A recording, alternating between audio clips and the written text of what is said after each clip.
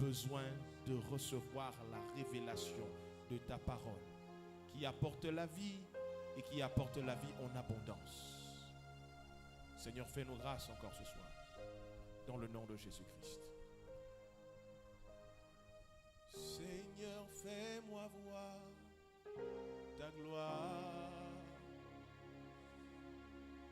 Seigneur, fais-moi voir ta gloire. Seigneur, je reconnais que tu peux tout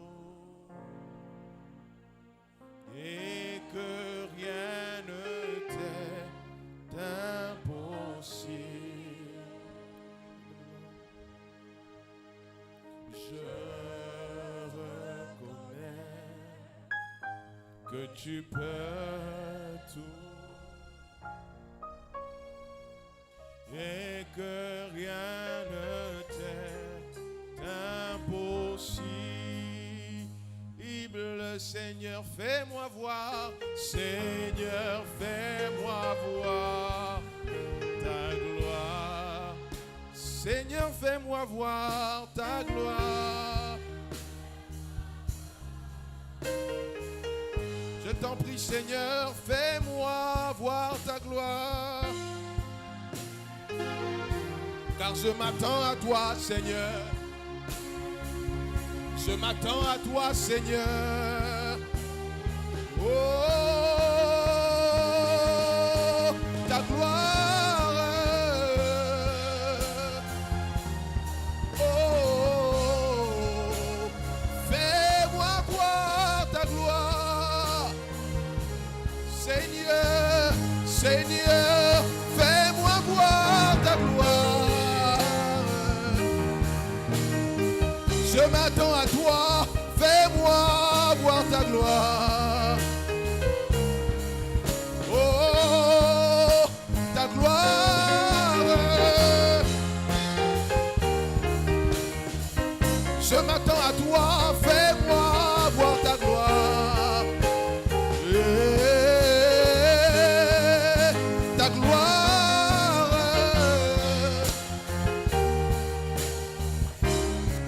Seigneur, fais-moi voir ta gloire. Ta présence est suffisante pour nous. Ta présence est suffisante pour nous. Ta présence est suffisante pour nous. Et nous croyons que tout est possible en ce lieu, parce que tu es présent en ce lieu. Nous te donnons la gloire par nos acclamations et nous disons Amen.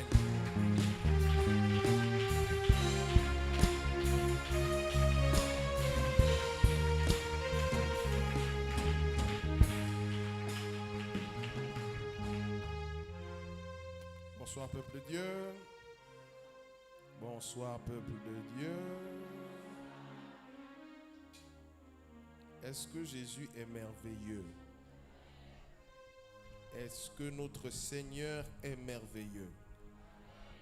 Non, là je suis en train de douter parce que hier, le peuple qui était en ce lieu était convaincu des merveilles que produit notre Seigneur. Est-ce que notre Dieu est merveilleux? Là, je commence à reconnaître le peuple de Dieu. Même lui-même, il commence à reconnaître son peuple. Il dit, oui, là, ça commence à venir. Alors, une dernière fois, je demande, est-ce que notre Seigneur est merveilleux? Est-ce que notre Seigneur est le Dieu de toutes les possibilités? Oh, tu es digne de nos louanges, de nos acclamations. Et ce soir, nous sommes dernier jour du séminaire. On aurait bien voulu avoir 3 jours. On aurait voulu avoir 3 jours. Mais bon, même moi-même, le pasteur, je me dis, mais qu'est-ce qui s'est passé? Et pourquoi 2 jours? Pourquoi pas 3 jours? Et bon, il y a tellement de choses à faire. Je crois que dans les jours qui viennent, on aura le culte de dimanche. Ça fera office de 3e jour du séminaire. Notre thématique n'est tout autre que la vision de l'année. Au compte de 3, nous y allons ensemble. 1, 2, 3, c'est parti. La victoire qui triomphe du monde, c'est notre foi. Encore une dernière fois. La victoire qui triomphe du monde, c'est notre foi. Et hier, nous avons parlé de beaucoup de choses. Et ce soir, nous allons quand même un peu lire. Hier, on n'a pas vraiment lu, mais ce soir, nous allons un peu lire. Nous partons ce soir pour commencer dans l'Ancien Testament. Et nous allons nous arrêter dans le livre de Josué, en son 11e chapitre. Josué, le chapitre 11, à partir du verset 1er. Et nous allons ensemble faire la lecture. Josué, chapitre 11, le verset 1er. Et nous allons lire ensemble.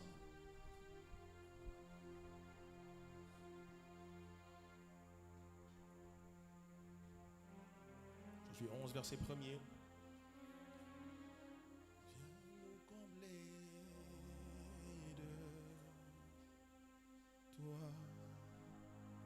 Bien couronné de foi, notre espérance descend sur nous, ô Dieu de gloire. Nous sommes à la page. Alors au compte de 3, nous y allons. 1, 2, 3, c'est parti.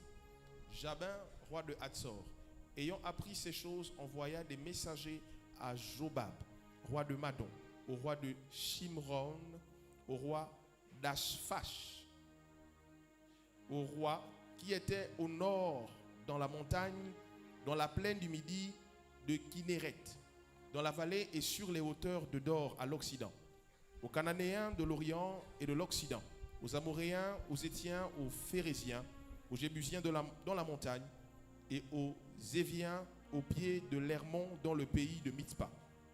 Ils sortirent, eux et toutes leurs armées, avec eux formant un peuple innombrable, comme le sable qui est sur le bord de la mer, et ayant des chevaux et des chars en très grande quantité.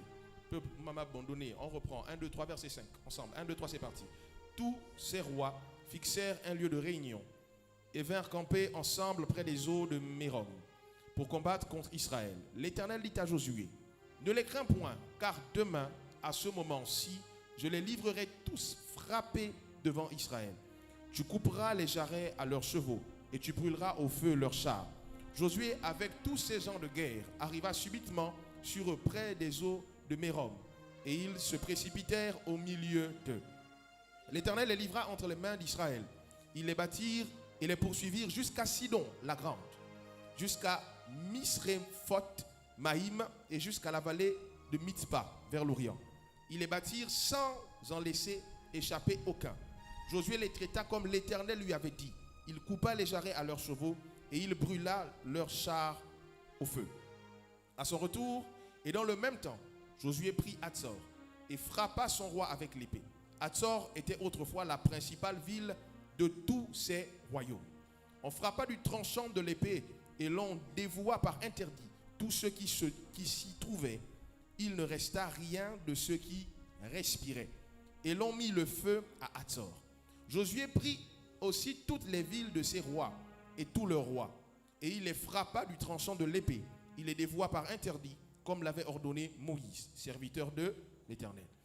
Mais Israël ne brûla aucune des villes situées sur des collines, à l'exception seulement de Hatzor, qui fut brûlé par Josué.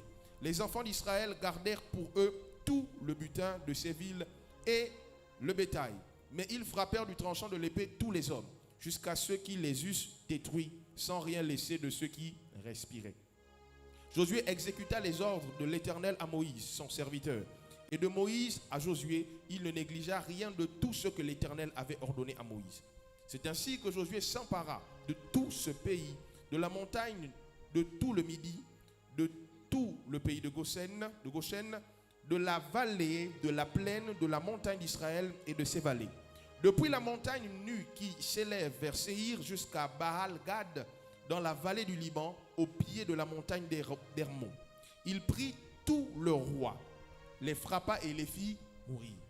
La guerre que soutint Josué contre tous ces rois fut de longue durée. Il n'y eut aucune ville qui fit la paix avec les enfants d'Israël, excepté Gabaon, habité par les Éviens.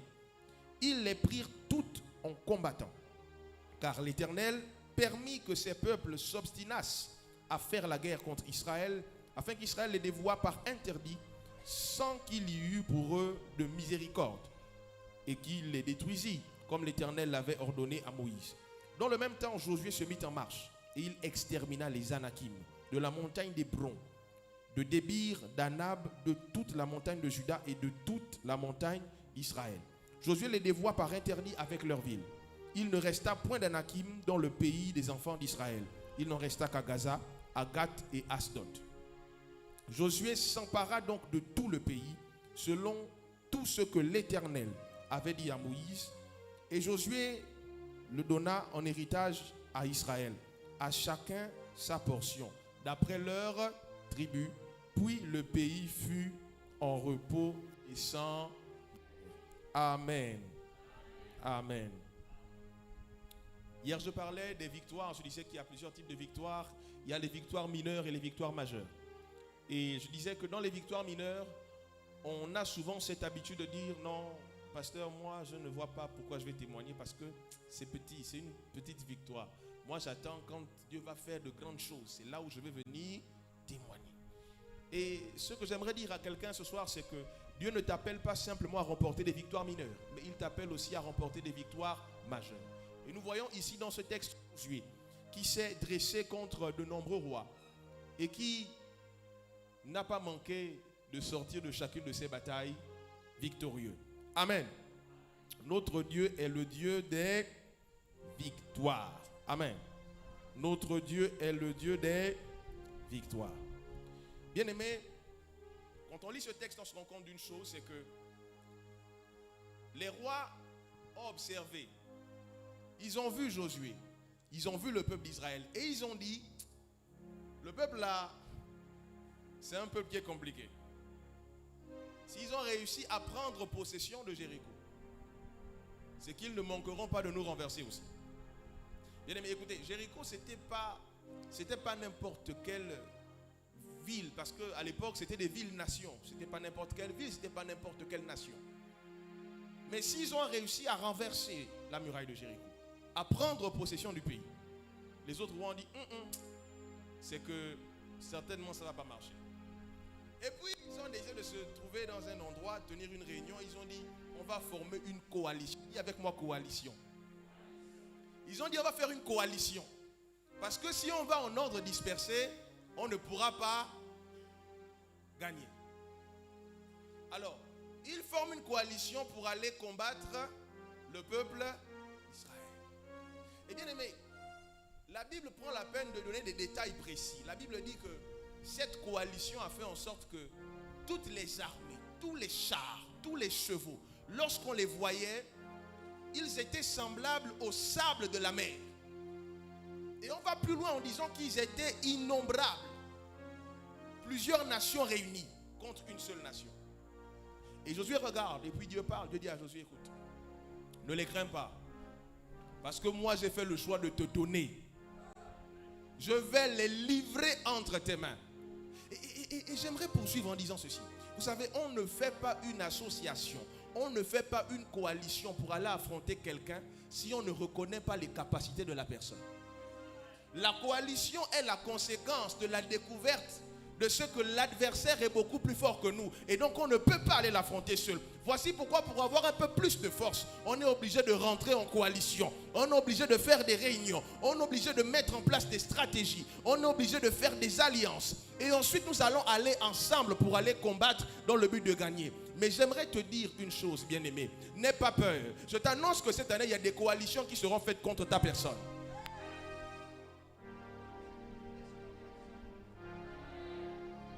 Dire à quelqu'un que les coalitions vont être faites parce que lorsqu'on te voit, on ne te voit pas seul, mais on voit avec toi l'Éternel des armées. Et j'ai encore commencé à me déranger, je ne sais pas. Essayez de me régler ça. Réglez-moi ce problème, s'il vous plaît. Ils vont former des coalitions parce qu'ils vont reconnaître en vous qu'il y a une présence supérieure. Le roi de Babylone a... Les hommes là, ils sont animés d'un esprit supérieur. My God, je dis à quelqu'un que tu vas arriver dans un endroit, ils seront contraints de faire une coalition. Ils vont reconnaître en toi la présence de l'esprit. Non, Non, non, non, non, non. Soit Dieu est avec toi, soit Dieu est avec. Et quand Dieu est avec toi, ça ne peut pas être caché, ça ne peut pas être invisible. On monte, on descend. Ils vont reconnaître en toi la présence de l'Esprit supérieur. Mais j'ai aussi une très bonne nouvelle pour toi. No matter what, quelles que soient les coalitions qui vont être faites, l'Éternel des armées te dit ce soir par ma bouche, il les livre entre tes mains. Le Seigneur ne livre pas un ennemi. Voilà l'autre chose que l'Esprit me dit. L'Esprit me dit qu'il va te rendre la bataille facile. Écoute-moi. Si Josué allait ville après ville pour aller combattre, il perd en temps. Il perd en énergie. Et Dieu dit non. Je vais faire en sorte qu'eux puissent reconnaître la dimension dans laquelle tu es, afin qu'ils puissent eux-mêmes se regrouper en un seul endroit. Coalition, et en cette coalition-là, tu les détruiras en un seul jour. Dieu va les regrouper du nord, du sud, de l'est, de l'ouest. Ils vont être regroupés en un endroit. Et l'Éternel des armées te donnera la victoire sur toutes les coalitions sataniques. Oh, ma révérende, tu as compris. Reste debout avec moi. On va faire quelque chose. Quel que soit l'endroit où ils viennent, dis seulement, venez. Oh non, dans ma famille, il y a des gens qui ont décidé, venez. Oh, dans mon lieu de travail, il y a des gens qui se sont levés contre moi. Venez. Oh là où j'habite, il y a des gens qui ne sont pas d'accord de ma présence. Venez. Oh, rakanta daba de gaga. Ils vont s'ajouter. Dis encore avec moi. Venez. Mais là où ils vont se rassembler, l'Éternel des armées va te donner la victoire sur toutes les coalitions sataniques. L'Éternel des armées, en cette saison, va te donner la victoire sur les coalitions sataniques.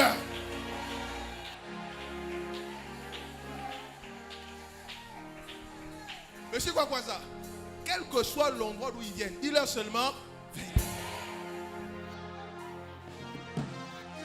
Il y a, je crois, 2 ou 3 ans, je vous ai dit ici que, en fait, il y a quelque chose qui se passe souvent dans la vie des hommes, c'est que les problèmes ne nous respectent pas.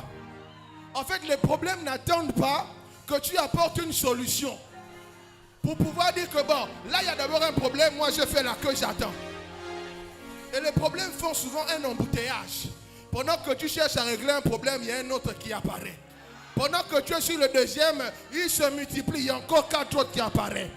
Mais en cette année, bien-aimé, l'Éternel te dit ne les crains point.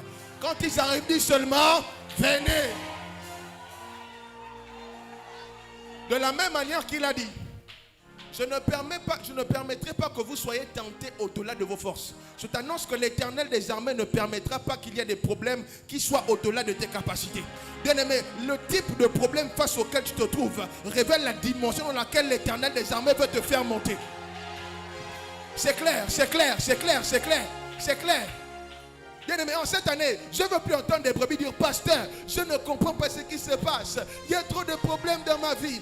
Là-bas, la toiture s'est envolée au village. Là-bas, je ne sais pas, telle personne est tombée malade. Bien-aimé, quand on va se voir, tu vas dire, pasteur, il y a 3, 4, 5 qui sont arrivés. Je dis, bien-aimé, est-ce que tu es prêt? Oui, pasteur. Donc ça veut dire que, bien-aimé, on va faire quoi? On va monter. Ça veut dire qu'on va faire quoi? On va monter. Moïse regarde, devant lui il y a la mer Rouge. Derrière lui, il y a le peuple. Derrière le peuple, il y a les Égyptiens avec les chevaux et avec les chars. Moïse regarde, tout le peuple est en train de l'injurier. Tu aurais dû nous laisser en Égypte. Il y avait des endroits pour nous enterrer. Pourquoi tu nous as amenés ici? Moïse ne s'est pas fatigué avec la mer Rouge. Il ne s'est pas fatigué avec les injures du peuple. Il ne s'est pas fatigué avec l'armée d'Israël, avec l'armée de l'Égypte qui venait. Moïse a fait quoi? Il est monté en esprit. Quand il est les armées, qu'est-ce que tu es en train de me dire? L'Éternel lui dit calme-toi, prends ton bâton, lève-le.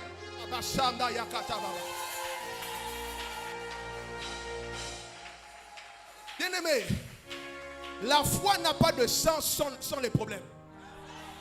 Ce qui vient justifier la présence de la foi, ce sont les problèmes.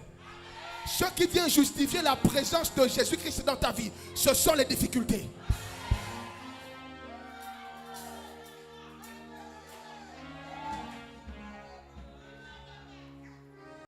Quelles que soient les coalitions sataniques, avec moi, venez. N'aie pas peur. L'esprit qu'il nous a donné, ce n'est pas un esprit de peur. Il ne nous a pas donné un esprit de timidité. Bien-aimé, je comprends pourquoi dans Josué le chapitre 1, il commence à dire à Josué, fortifie-toi et prends courage. Parce que Dieu savait qu'il devait avoir des coalitions sataniques. Il savait que les gens allaient se regrouper. Bien-aimé, Josué s'est tenu devant ses peuples. Il a dit, si ce n'est que sur la base de ma force, je sais que je ne pourrai pas. Mais sur la base du Réma, sur la base de ce que l'Éternel des armées vient de me dire, sur la base de ces choses, je vais vous renverser. Je prendrai vos villes. Je vais vous exécuter. Bien aimé, ce qui me fait rire, c'est que non seulement Josué a commencé à les taillader, mais en plus, la Bible dit qu'ils ont commencé à fuir. Mais Josué a commencé à les poursuivre jusqu'à ce qu'il les a tous exterminés. Oh, il en sera ainsi. Il en sera ainsi, il en sera ainsi. Cette année, cette saison, je déclare que toute chose va concourir à ton bien. Toute chose va concourir à ton bien. Dis à ton voisin que cette année, il n'y a pas de place pour les pleurs. Oh non, dis-lui ça bien, que cette année, il n'y a pas de place pour les pleurs. Il n'y a pas de place pour les lamentations. En cette année-là, il n'y a pas de chapitre de ma vie pour les lamentations.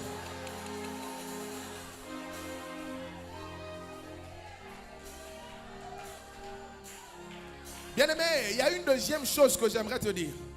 Je constate dans le livre de Josué, le chapitre 11, qu'après que Josué ait eu à exterminer les coalitions sataniques, Dieu dit à Josué de faire quelque chose. Il dit non, bon, tu vas brûler certaines villes et autres. Mais, bien aimé, ça ne s'arrête pas là. Ma révérende, Josué, après avoir exterminé tous ces soldats, toutes ces armées réunies, Josué est parti. Et il a récupéré ce qui appartenait à ses différents ennemis. Bien aimé, c'est ce qu'on appelle les butins de guerre. Les butins de guerre. Et je te dis qu'en cette année, Dieu va non seulement te permettre d'aller combattre des ennemis, mais tu ne reviendras pas les mains vides. Tu sortiras de là avec des butins de guerre. Tu vas avoir des butins de guerre. Voilà pourquoi hier j'ai dit bienvenue dans l'année la plus dangereuse de ta vie. Parce qu'en cette année, bien-aimé, les combats seront nombreux. Et 2024 ne finira pas. Les témoignages seront nombreux. Bien-aimé, tu vas témoigner parce que les miracles vont t'accompagner. Voici les miracles qui accompagneront ceux qui auront cru. Sur la base de la foi, parce que Dieu te dit, va, combat, tu auras la victoire. Tu ne sortiras d'aucune de ces batailles les mains vides. Tu auras des butins de guerre. Tu auras des butins de guerre. Je viens te dire qu'il faut que tu apprennes à faire de l'espace maintenant. Fais de l'espace, fais de l'espace. Parce qu'il y a des butins de guerre qui sont en train d'arriver. J'annonce à quelqu'un que la conversion des âmes sera pour toi un butin de guerre. J'annonce à quelqu'un ce soir que la création d'entreprise sera pour toi des butins de guerre. J'annonce à quelqu'un ce soir que la victoire dans ton foyer sera un butin de guerre. J'annonce à quelqu'un ce soir que ton époux, que tes enfants qui sont attachés au monde en cette année vont être des butins de guerre. J'annonce à quelqu'un qu'en cette année, les combats que tu vas mener, tu sortiras de là avec comme butin de guerre la délivrance de ta famille. J'annonce à quelqu'un ce soir, en cette année, les victoires que tu vas remporter, il y aura des butins de guerre, il y aura des butins de guerre, il y aura des butins de guerre, il y aura des butins de guerre. Tu ne sortiras pas de là les mains vides, les mains vides. Ce n'est pas dans le plan de Dieu. La victoire qui triomphe au monde, c'est notre voix. Bien-aimé, fais de l'espace. Dis à ton voisin, fais de l'espace, fais de l'espace, fais de l'espace. Fais de l'espace. Abraham a peur, Abraham a peur. Abraham a peur. Abraham se dit, je vais sur la montagne, je vais offrir mon fils, et puis certainement je n'en aurai plus. Vous savez, parfois Dieu est terrible. Abraham a deux fils. Il a Ismaël et Isaac. Mais avant que Dieu ne dise à Abraham, monte sur la montagne pour m'offrir Isaac, il s'arrange d'abord à faire partir Ismaël. Vous savez, lorsque Abraham va sur la montagne pour offrir Isaac, Abraham ne sait pas quelle est la route qu'Ismaël et Agar ont pris. Donc, si Isaac meurt, il ne sait même pas par où il faut commencer à chercher. Parce que quand Abraham fait partir Ismaël, Abraham dit, bon, j'ai encore Isaac. Donc ça va, en plus c'est le fils de la promesse. Mais il ne sait pas que par la suite, Dieu va lui dire, il faut donner Isaac. Et bien aimé, Abraham est monté sur la montagne, il n'avait qu'un fils, Isaac. Quand Abraham est descendu de la montagne, il a été appelé le père de la multitude. Quand il descendait de la montagne, il descendait avec la conscience que Isaac était le commencement. Isaac était la graine qu'il fallait mettre en terre pour que la productivité puisse l'amener à devenir le père de la multitude. Un homme dont la femme était stérile. Cet homme qui a pleuré pendant des années. Lorsque Dieu a décidé d'essuyer ses larmes, il ne lui a pas donné seulement des enfants. Il lui a donné des familles. Il lui a donné des familles. Il lui a donné les familles de la terre. Je ne sais pas ce pourquoi tu es en train de pleurer, mais j'aimerais te dire ce soir que après cette victoire que tu vas obtenir, Dieu ne te donnera pas le nécessaire. Dieu te donnera ce dont tu as besoin, mais dont l'abondance. Ça va dépasser ton entendement. Ça va dépasser ton entendement. Ça va dépasser tes attentes. Parce que c'est comme ça que Dieu travaille. Oh my God. J'aime notre Dieu. Bien-aimé, en cette année, tu dois témoigner. Tu dois témoigner. Tu dois témoigner. N'aie pas peur. Quand la pression commence à venir, il faut savoir qu'il y a un témoignage qui est sur le point d'arriver. Quand l'adversité commence à s'élever, n'aie pas peur parce qu'il y a des témoignages qui sont en train de se préparer. Il faudrait que nous puissions marcher avec la foi, bien-aimé. Amen. Il faudrait que nous puissions marcher avec la foi. Ça veut dire que c'est nous-mêmes là. Ça ne marchera pas. C'est une histoire de foi. Nous revenons dans Josué 11. Je vais lire 2 versets spécifiques. Josué 11, verset 21. Josué 11, verset 21.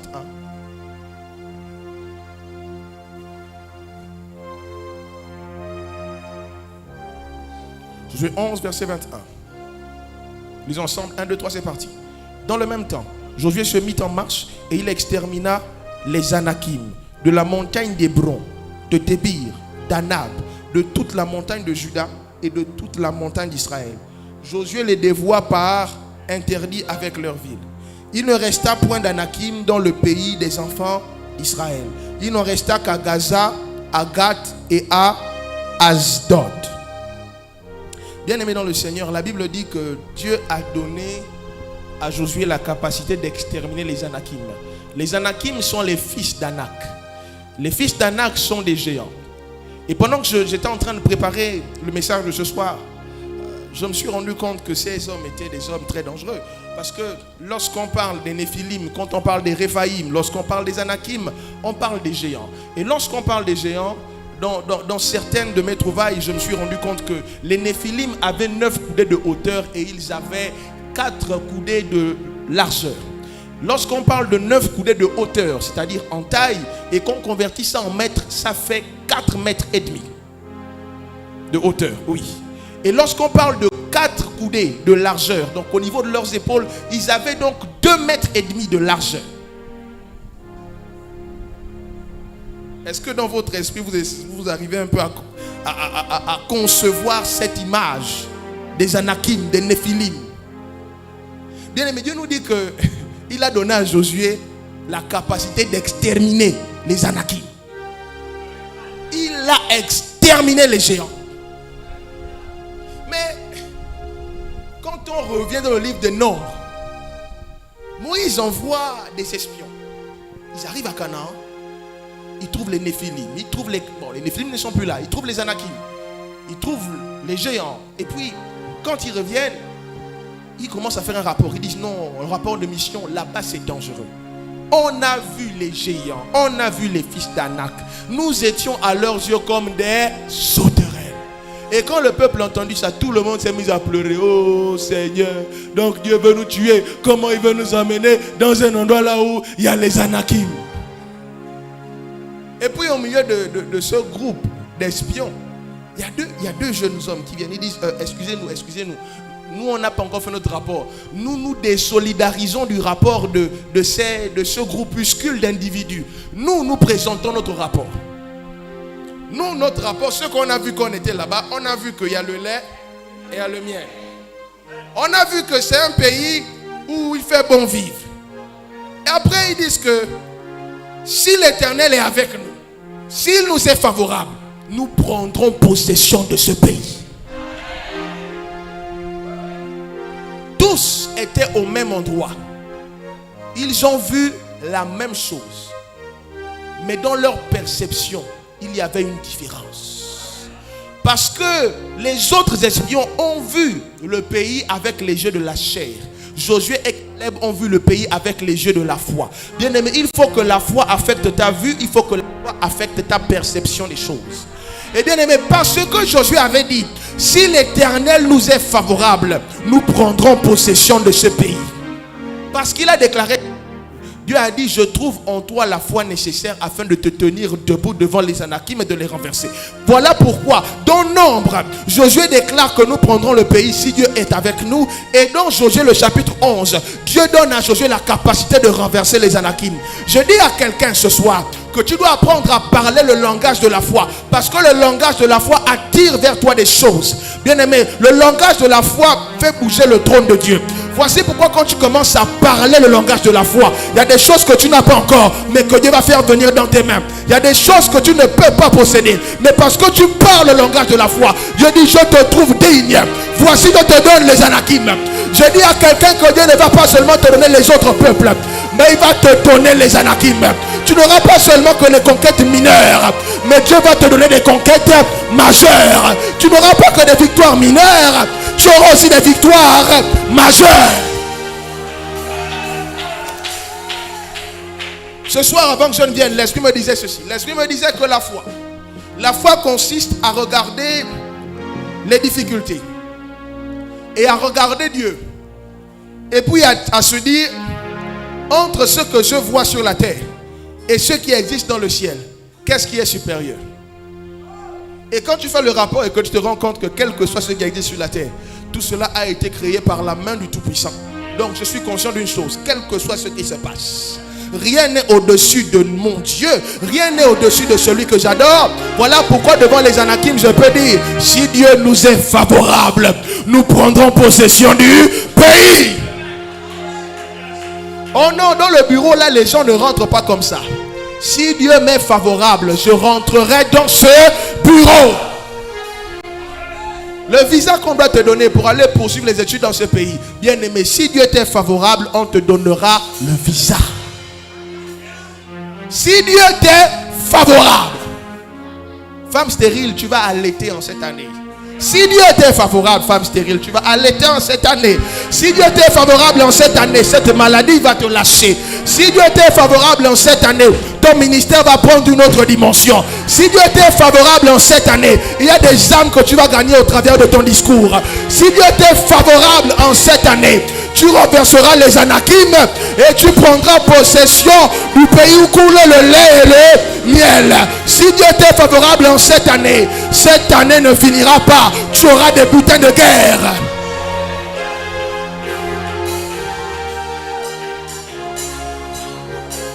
Bien aimé, est-ce que tu peux commencer à parler avec moi le langage de la foi? C'est-à-dire, tu es là, tu dis non. Si Dieu m'est favorable en cette année, je sens que quelque chose de bon va passer.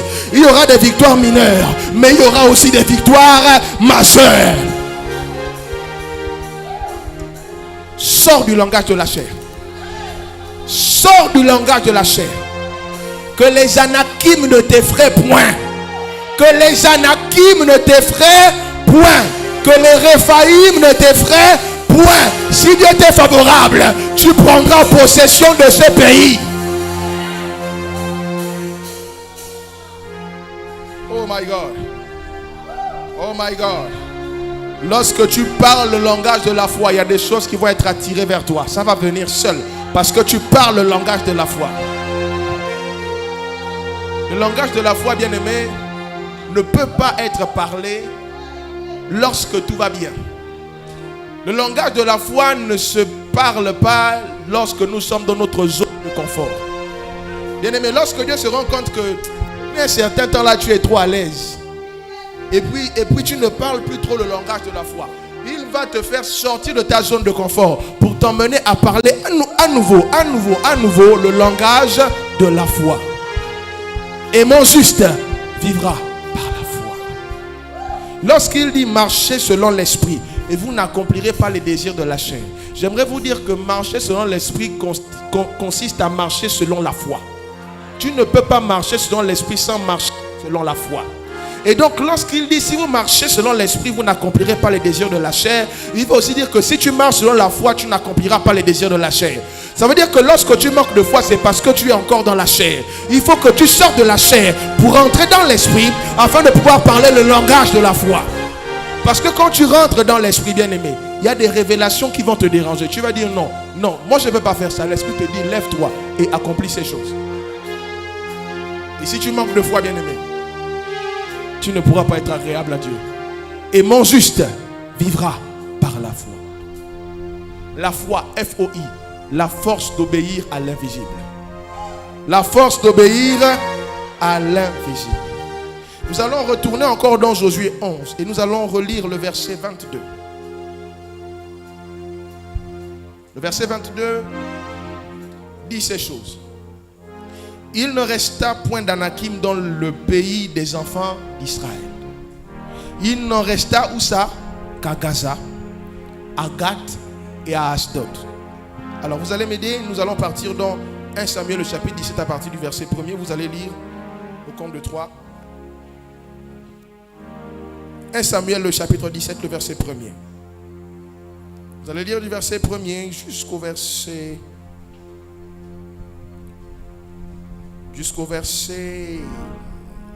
10. 1 Samuel chapitre 17 du verset 1 au verset 10. 1 Samuel 17 du verset 1 au verset 10. Au compte de 3, c'est parti. 1, 2, 3.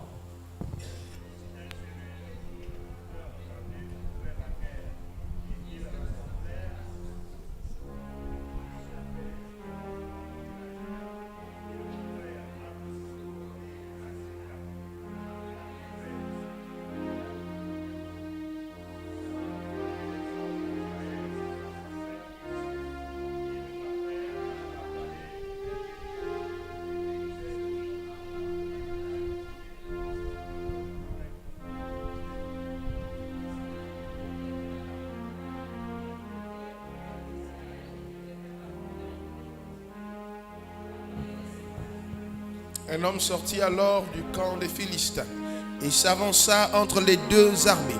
Il se nommait Goliath. Il était de Gath et il avait une taille de 6 coudées et un empan. Sur sa tête, un casque d'airain et il portait une cuirasse à écailles du poids de 5000 cycles d'airain. Il avait aux jambes une armure d'airain et un javelot d'airain entre les épaules. Le bois de sa lance était comme une en souple de tisserand, et la lance pesait 600 cycles de fer. Celui qui portait son bouclier marchait devant lui. Le Philistin s'arrêta et s'adressant aux troupes d'Israël, rangées en bataille, il leur cria: pourquoi sortez-vous pour vous ranger en bataille? Ne suis-je pas le Philistin et n'êtes-vous pas des esclaves de Saül? Choisissez un homme qui descende contre moi. S'il peut me battre et qu'il me tue, nous vous serons assujettis. Mais si je l'emporte sur lui et que je le tue, vous nous serez assujettis et vous nous servirez. Le Philistin dit encore: je jette en ce jour un défi à l'armée d'Israël. Donnez-moi un homme et nous nous battrons ensemble. Bien-aimés, dans Josué chapitre 11, verset 22, on nous dit que Josué a exterminé tous les Anakim. Lorsqu'on lit le verset 22, on nous dit que Josué n'a pas exterminé les Anakim qui étaient à Gaza et à Gath. Et quand on lit 1 Samuel 17,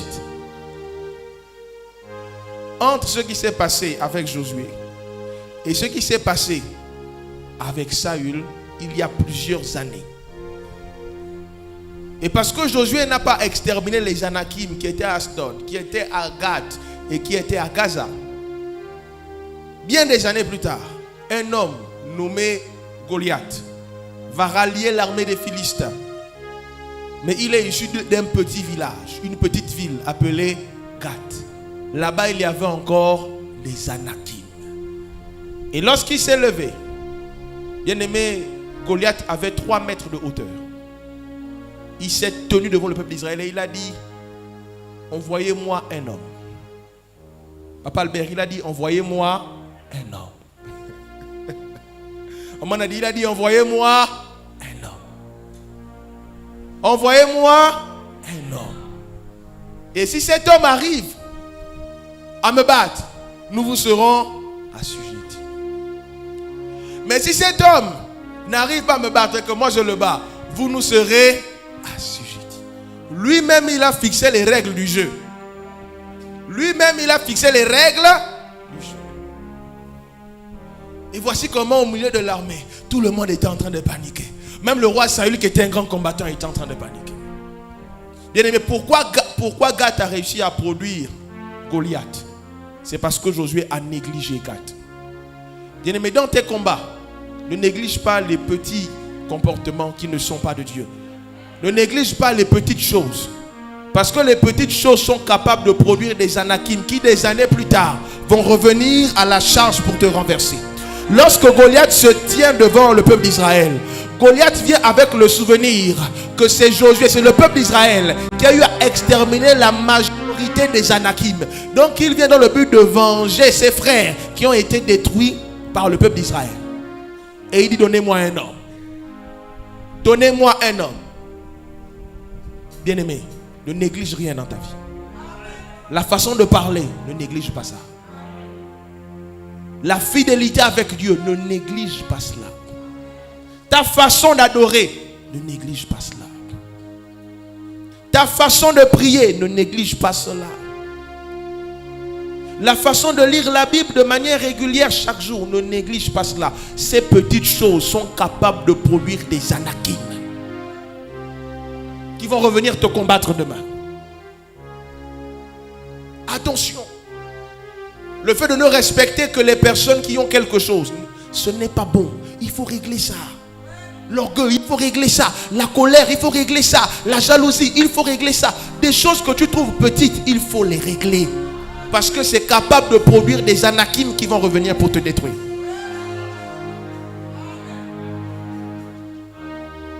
Goliath a dit, donnez-moi un homme.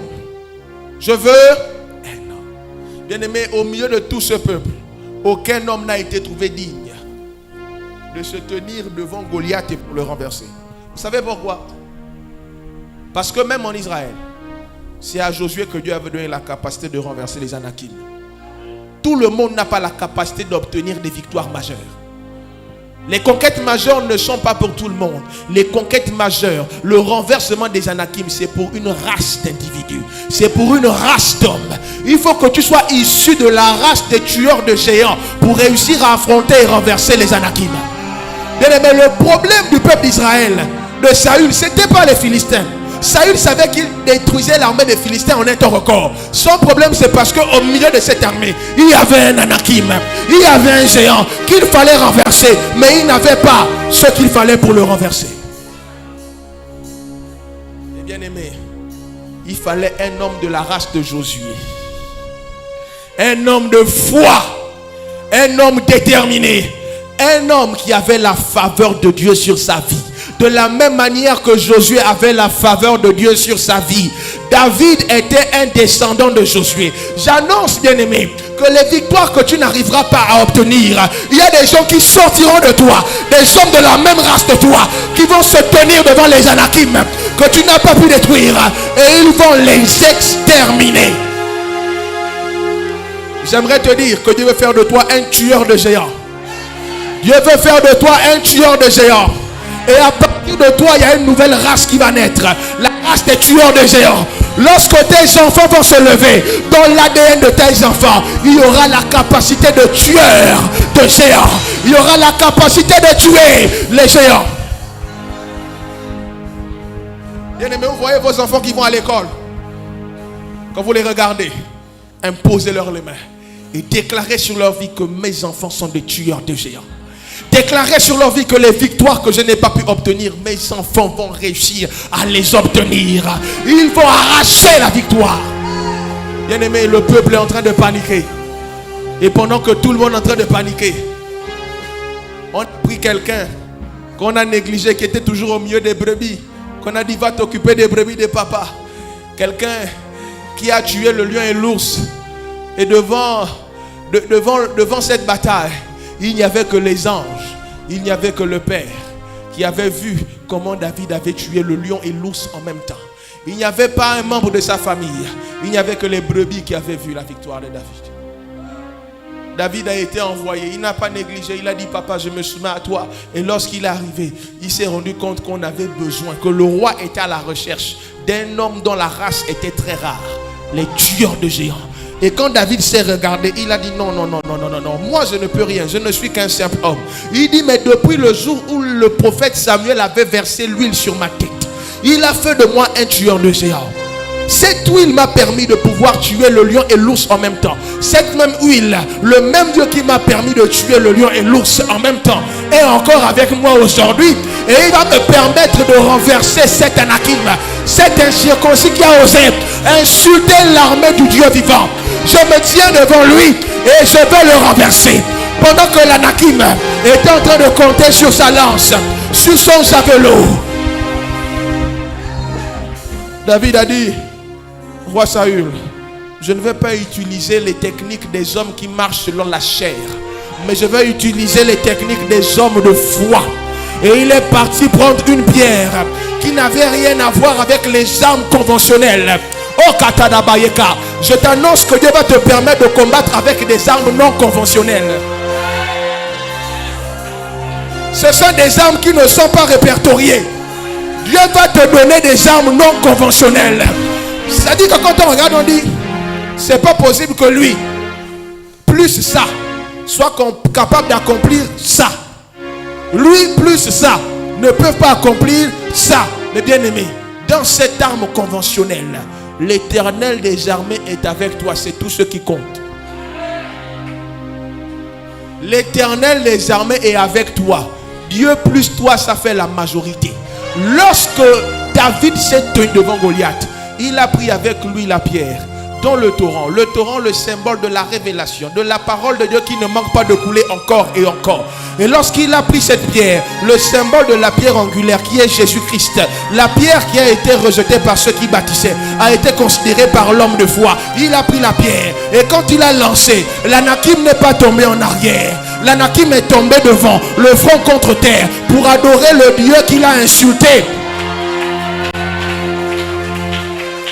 Bien-aimé, Dieu va non seulement faire de toi un tueur de géants, mais il fait de toi aussi quelqu'un qui transforme les géants en adorateurs. Bien-aimé, il y a des géants dans le monde des ténèbres qui vont devenir des adorateurs. Des gens que Satan a hautement placés. Dieu va te donner la pierre angulaire. Et ces géants vont se prosterner pour adorer le Dieu qu'ils ont insulté. Oh Shadaya Kataba. J'annonce ce soir qu'il y a des géants qui vont se prosterner pour adorer le Dieu qu'ils ont insulté. Ils sont en train de dire votre petit Dieu là. Vous qui êtes les rats d'église, on n'a pas besoin de votre Jésus. La même bouche qui l'a insulté, les mêmes mains qui ont planifié les plans contre l'église, ces mêmes bouches vont commencer à dire: oh my God, tu es mon Dieu, je t'adore, je te loue. Bien, Dieu t'élève à la dimension de tueur de géants. Mais pour cela, bien aimé, il faut que tu rentres dans la dimension de la foi. Il faut que tu rentres dans la dimension d'une foi, bien-aimée, qui est inébranlable. Inébranlable. On peut s'arrêter, non? Maintenant, on peut s'arrêter. On peut s'arrêter maintenant. Marie-Vérone, c'est bon, non? Il reste encore 10 minutes. Bien-aimé, on continue encore. Alors, nous allons partir dans le livre de Matthieu. Matthieu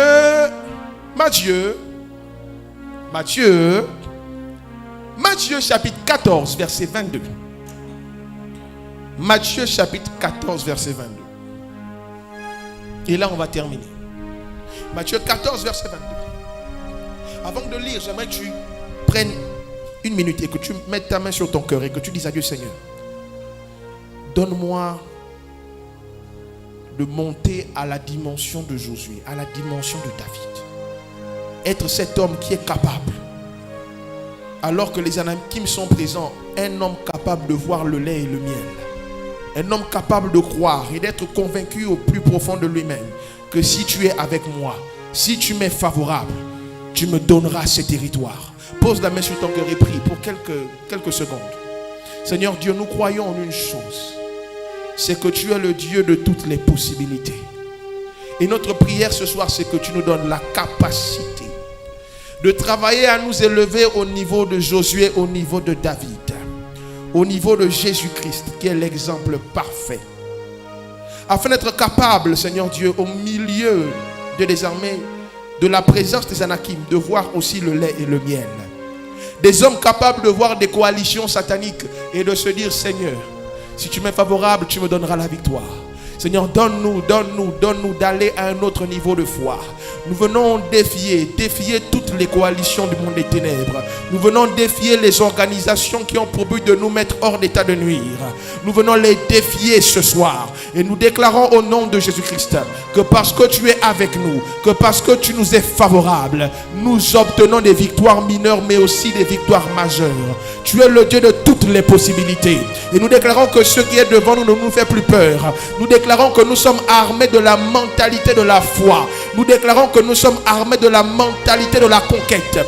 Nous déclarons que nous sommes armés de la mentalité de Jésus-Christ. Et nous croyons au nom de Jésus qu'en cette année nous allons témoigner. Nous croyons qu'en cette année tu vas nous donner la capacité d'aller de conquête en conquête, de combat en combat. Et tu nous donnes la capacité de renverser les géants, de renverser les Anakim, de renverser les Réphaïm et de prendre possession de ce territoire. Nous déclarons que nous ne sortons pas de ces combats les mains vides, mais avec des butins de guerre, avec des butins de guerre, avec des butins de guerre, avec des butins de guerre.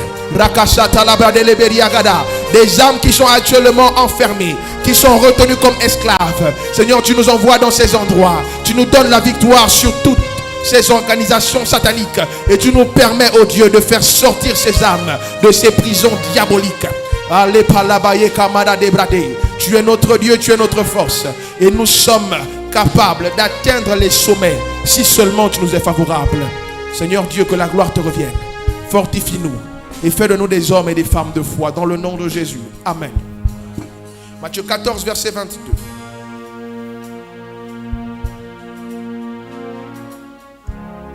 Matthieu 14, verset 22.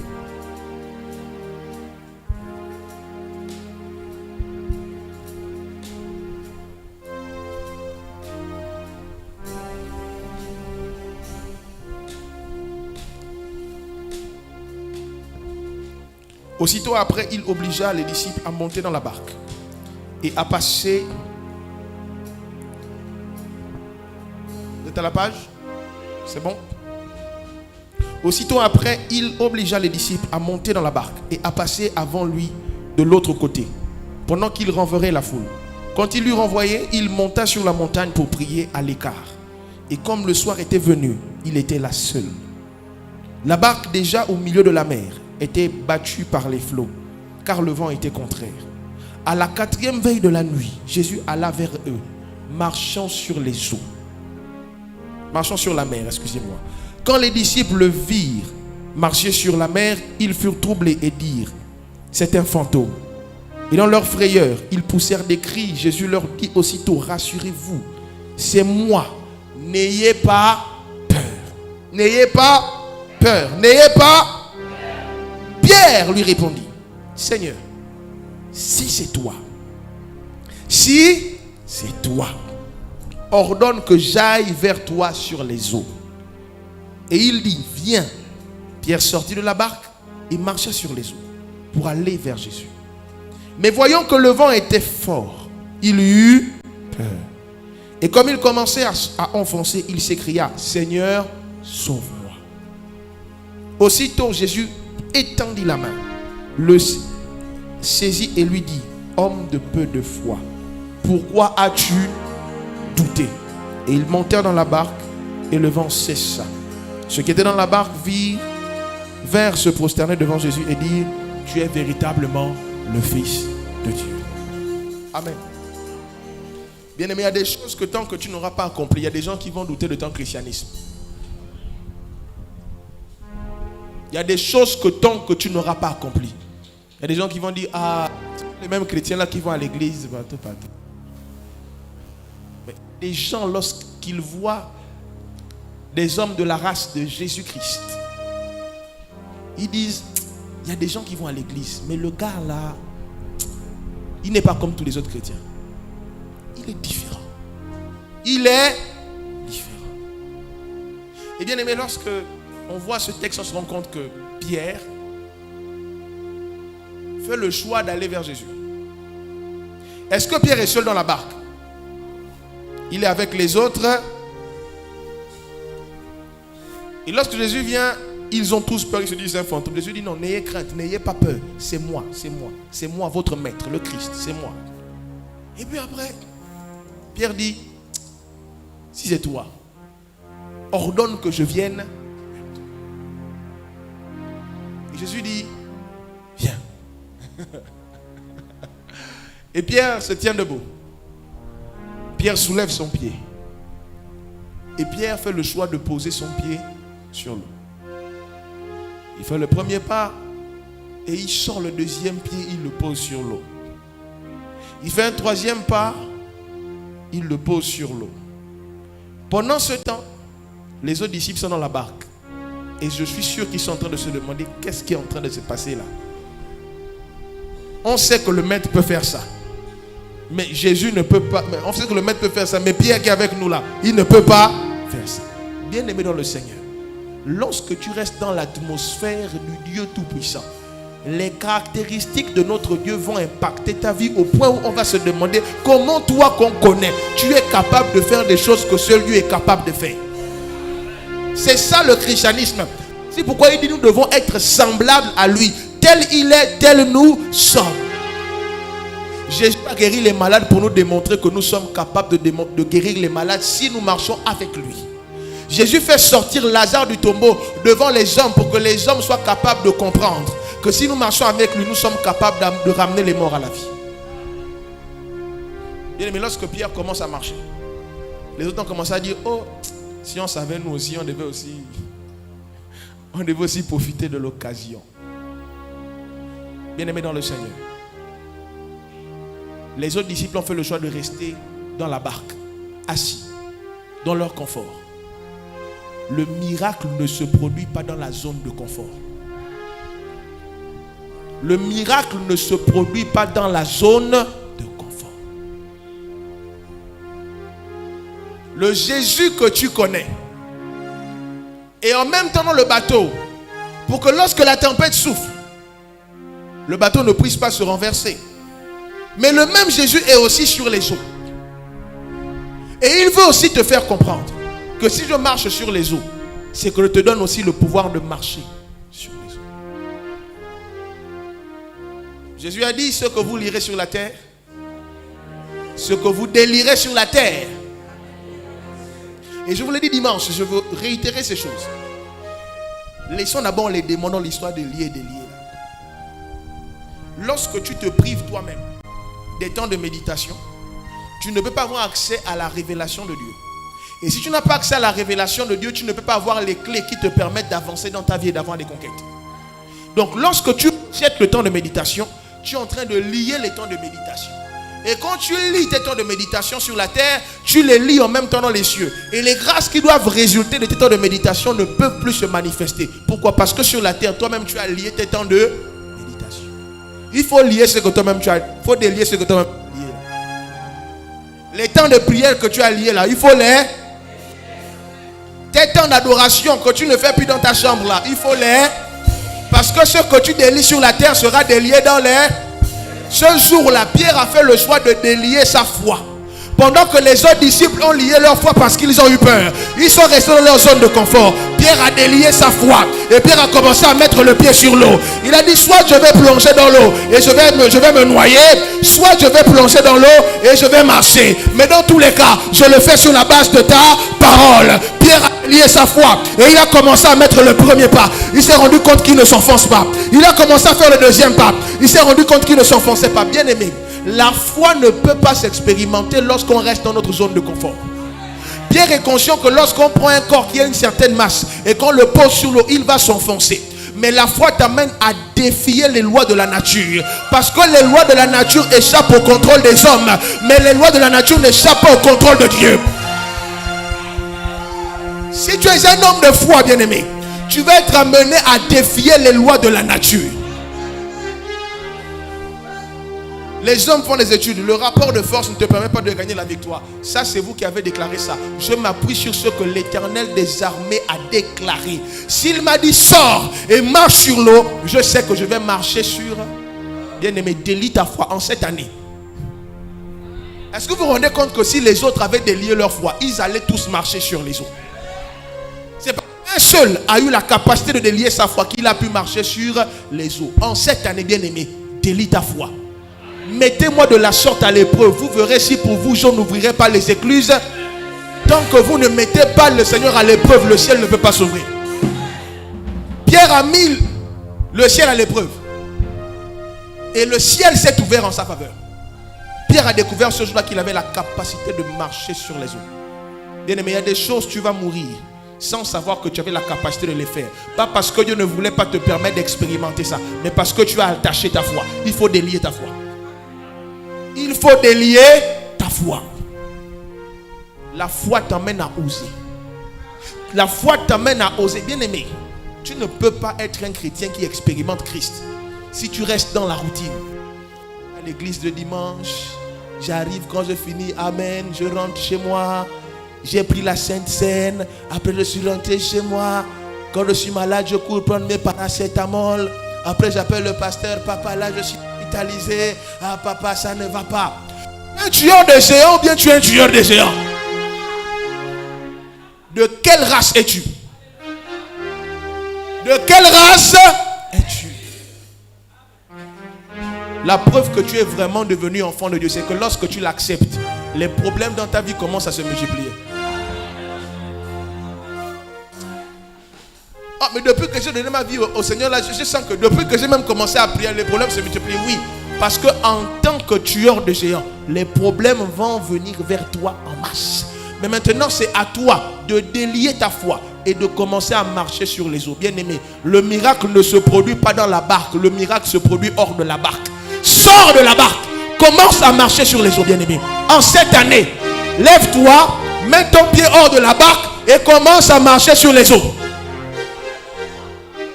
En cette année, sors de la barque et commence à faire ce que tu n'as pas encore fait jusqu'à présent. En cette année, lève-toi et commence à faire des choses nouvelles. Commence à marcher sur des territoires là où tu n'as jamais marché. En cette année. Bien aimé, la saison est bonne. La saison est bonne. La saison est bonne. Mais là, concernant le fait de sortir de la barque, ça ne relève pas du Seigneur. Ça relève de ta responsabilité. Tu comptes sur qui? Tu comptes sur qui? Tu comptes sur qui?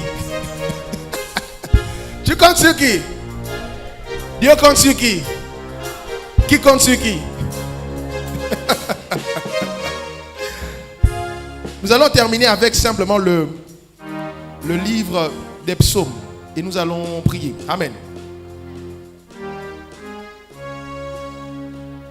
Dis avec moi, il faut délier ta foi. Mais comment les hommes de foi, la voix maintenant diminue comme ça là? Il faut délier ta foi. Psaume 1 verset 1er.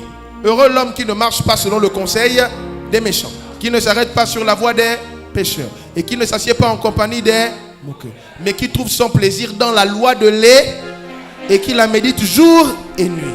Il est comme un arbre planté près d'un courant d'eau qui donne son fruit en sa saison et dont le feuillage ne se flétrit point.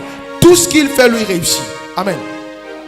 Bien-aimé, quand on dit tout, ça veut dire quoi? Ça veut dire quoi? Tout. Bien-aimé, tu ne peux pas être quelqu'un qui fait toutes choses et que toutes choses réussissent si tu n'as pas la foi. C'est la foi qui te permet de faire des choses et qui te permet d'obtenir la victoire.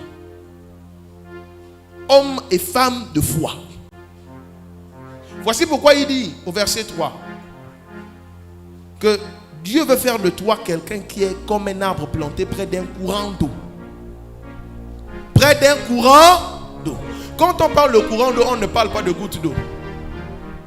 On parle de l'eau qui coule encore et encore. Mais le verset 2, il dit quoi? Il dit, tu dois trouver ton plaisir dans la loi de l'Éternel. Tu dois la méditer comment? Jour et nuit. Et le fait de méditer la parole de Dieu jour et nuit te fait quoi? Te permet de rentrer dans la dimension de l'eau qui coule de manière régulière.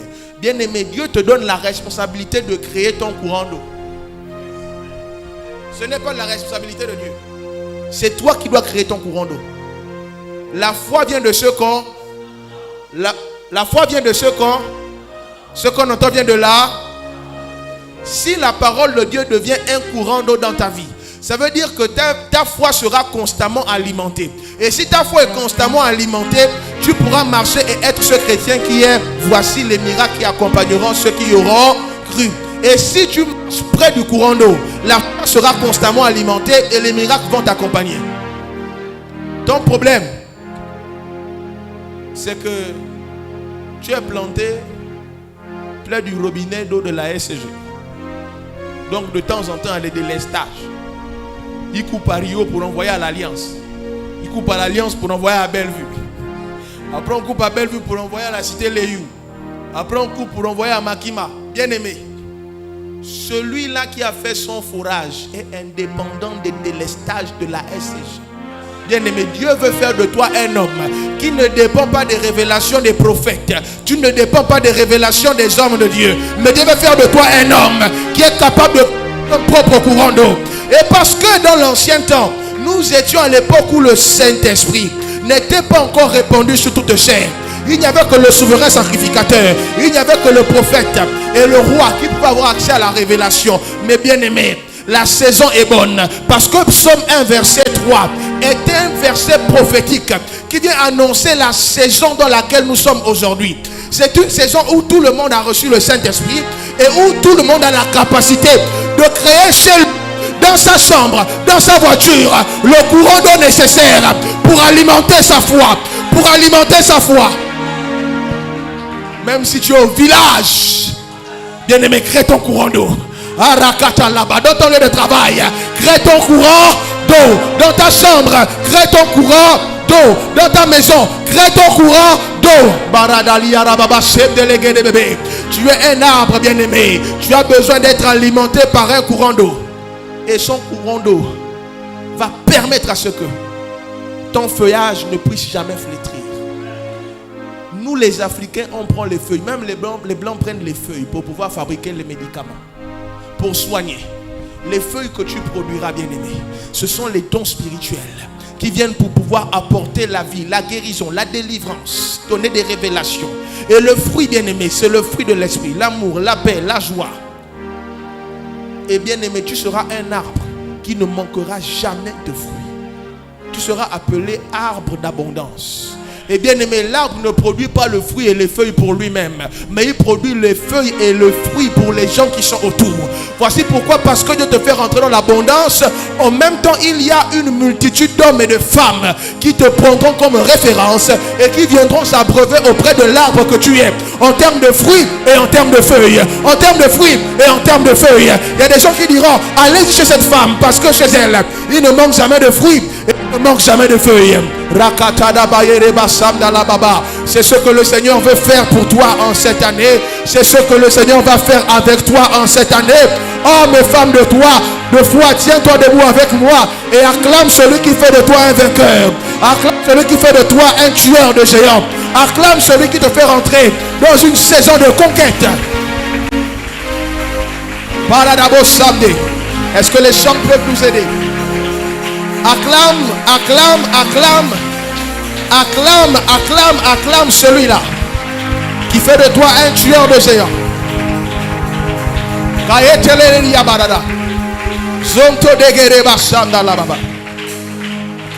Bien-aimé, la peur ne vient pas de Dieu. La peur ne vient pas de Dieu. La peur ne vient pas de Dieu. Il a dit à Josué, fortifie-toi et prends courage, car c'est toi qui fera entrer ce peuple en possession de l'héritage que j'ai promis à leur père. Bien-aimé, ta vie chrétienne en cette année, tu ne devras pas la vivre pour toi seul. Mais il y a des gens qui ont besoin que tu sois courageux, que tu sois déterminé pour les faire sortir du gouffre dans lequel l'ennemi les a plongés. Dieu fait de toi un tueur de géants cette année. J'aimerais que tu puisses prier et commencer à déclarer sur cette année, sur cette saison, ce que Dieu va faire avec toi. Commence à citer, parle sur les différents domaines de ta vie. Commence à parler. Dis à Dieu, Seigneur, tu fais de moi un gagneur d'âme en cette année. Parle, bien-aimé, homme de foi. Parle et lis des paroles de foi. Ce soir, je vous ai dit que Dieu attire vers toi. Dieu attire vers toi les choses que je déclare. Si tu déclares la victoire, Dieu te donnera la victoire. Alors que les espions avaient dit, nous étions comme à leurs yeux comme des sauterelles. Dieu les a fait rentrer dans la dimension des sauterelles. Et lorsque Josué a dit, si Dieu nous est favorable, nous prendrons possession du pays. Dieu a donné à Josué le pays. Bien-aimé, sois audacieux dans ta prière ce soir. Bien-aimé, j'aimerais que tu pries avec l'attitude d'un conquérant vainqueur. Avec l'attitude d'un homme et une femme de foi. Qui croit et qui est convaincu que quels que soient ses échecs d'hier, cette saison n'est pas la photocopie de la saison dernière. Cette saison est une saison nouvelle. Une onction nouvelle est disponible. La gloire et la grâce de Dieu sont disponibles.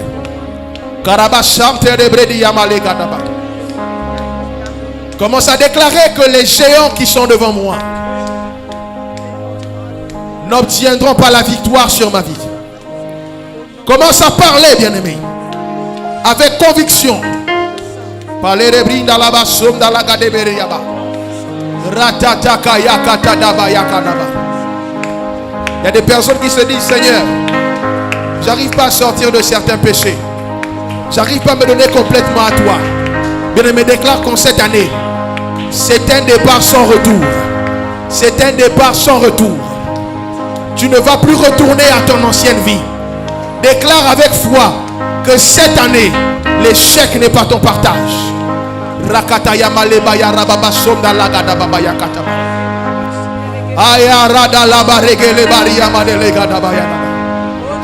Nous sommes dans une saison nouvelle où le Seigneur élève une race de conquérants vainqueurs, une race d'hommes et de femmes de foi, une race d'hommes et de femmes déterminés à remporter des victoires. Des victoires mineures et des victoires majeures. Parle, bien-aimé. Parle ce soir sur des choses par rapport auxquelles le doute a été longtemps présent dans ta tête, ou le doute a été longtemps présent dans ton cœur. Parle ce soir et chasse le doute, chasse la peur, refuse la peur et déclare que cette année cela va se faire. Cette année cela se fait dans le nom de Jésus-Christ.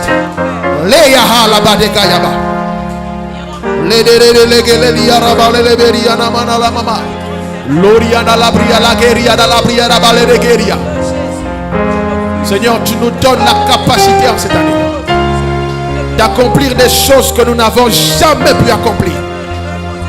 Cette année, une onction nouvelle est disponible. Seigneur, en cette année, je ne marche pas dans la peur. Je ne marche pas dans la peur. Je ne marche pas dans la peur. Je ne marche pas dans la peur en cette année. Je ne marche pas dans la peur en cette année. La peur n'est pas mon compagnon. Le Le découragement n'est pas mon compagnon. Le découragement n'est pas mon compagnon cette année. Je refuse la peur. Je refuse le découragement. Je refuse les lamentations. Je refuse la peur.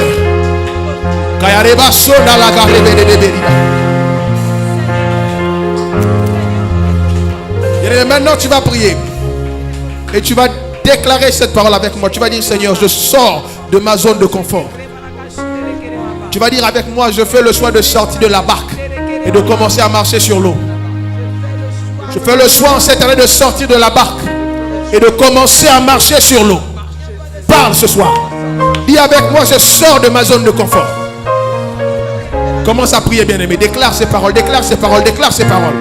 Déclare ces paroles, déclare avec moi que je sors de ma zone de confort. Je commence à marcher sur l'eau. La peur n'est plus mon partage. La peur n'est plus mon partage. Je sors de ma zone de confort et je commence à marcher sur l'eau. Je sors de ma zone de confort et je commence à marcher sur les eaux. Je sors de ma zone de confort et je commence à marcher sur les eaux. Je sors de ma zone de confort et je commence à marcher sur les eaux. Les riato takazata lakadiate. Oradabalo valalaleyagade. Leiteleriato kasata. Litabrutu dubayakate bayakata. Plefari yakata dayakata. Esata la dayakata tabadelaba. Felelele bebe rebebe yakaka yakata daba. Je sors de ma zone de confort et je commence à marcher sur l'eau. Bien-aimé, répète après moi ces paroles. Dis avec moi: Seigneur Jésus, en cette saison nouvelle, je fais le choix de créer mon cours d'eau par la régularité de mes temps de méditation. Et je déclare qu'en cette année, par ce courant d'eau, ma foi est dynamisée. Ma foi est redynamisée. Ma foi est catapultée pour des victoires nouvelles.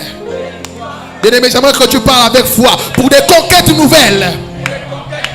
Je déclare sur ma vie que le sériel, que le pasteur qu'on a connu, il faut parler de toi. Moi je parle de moi, il faut parler de toi. Que le pasteur sériel qu'on a connu dans les saisons anciennes n'est pas la photocopie de ce pasteur sériel qu'on va regarder et qu'on va expérimenter en cette saison nouvelle. Tu m'élèves dans la catégorie des tueurs de géants. Tu m'élèves dans la catégorie des tueurs des Anakim. Je déclare que sur ma vie, la peur, le découragement n'ont plus d'emprise. Je fais le choix, je prends la responsabilité de sortir de ma zone de confort pour conquérir de nouveaux territoires. Je fais le choix de sortir de la barque afin de marcher sur les eaux.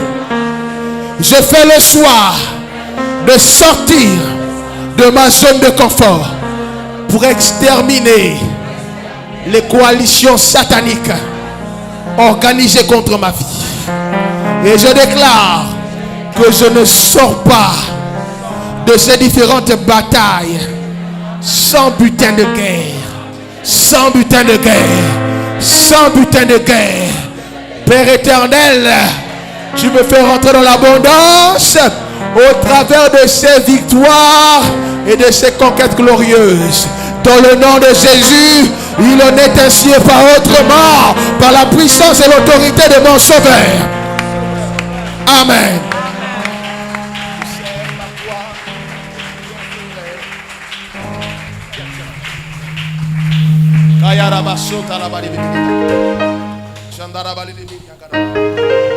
Oh mon Dieu, rocher, mon bouclier.